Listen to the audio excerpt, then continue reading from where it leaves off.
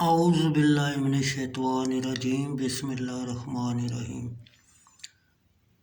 مسلم شریف حصہ چارم حدیث نمبر 4440۔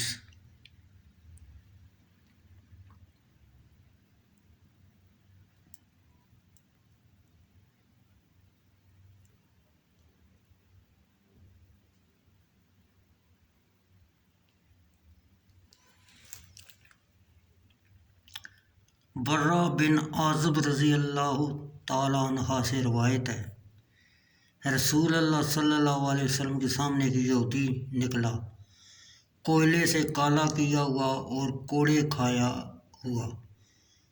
آپ صلی اللہ علیہ وسلم نے یہودیوں کو بلایا اور فرمایا، کیا تم زانی کی یہی سزا پاتے ہو اپنی کتاب میں؟ انہوں نے کہا ہاں۔ پھر آپ صلی اللہ علیہ وسلم نے ان کے عالموں میں سے ایک شخص کو بلایا اور فرمایا، میں تجھ کو قسم دیتا ہوں اللہ کی، جس نے اتارا تورات کو حضرت موسیٰ علیہ السلام پر، کیا تمہاری کتاب میں زنا کی یہی حد ہے؟ وہ بولا نہیں، اور جو تم مجھ کو یہ قسم نہ دیتے تو میں نہ کہتا، ہماری کتاب میں تو زنا کی حد رجم ہے، لیکن ہم میں کے عزت دار لوگ بہت زنا کرنے لگے، تو جب ہم کسی بڑے آدمی کو زنا میں پکڑتے تو اس کو چھوڑ دیتے، اور جب غریب آدمی کو پکڑتے تو اس پر حد جاری کرتے۔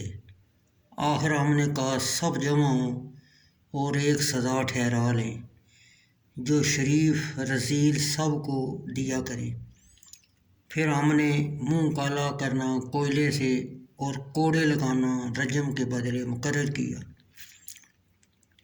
تب رسول اللہ صلی اللہ علیہ وسلم نے فرمایا،